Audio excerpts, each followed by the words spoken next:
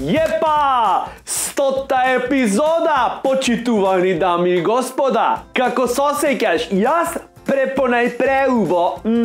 По повод 100-та епизода на Министерство за комедија, цела Македонија славит. Да, коси кубат луѓе на секаде си викат: "Вау, браво!" Слави цела Македонија, еве и во Скопје се организираше журка. Коктел на покривот на студентскиот дом Гоце Делчев. Епа!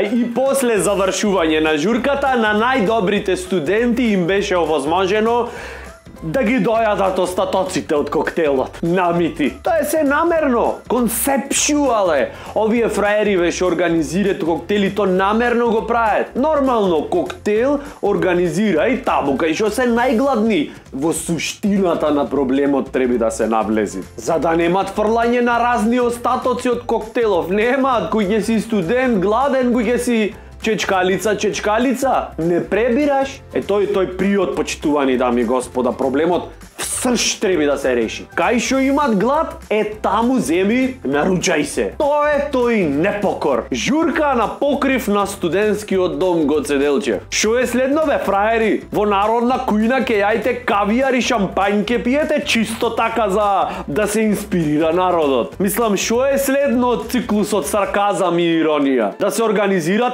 родителска во дом за деца без родители? Ниско.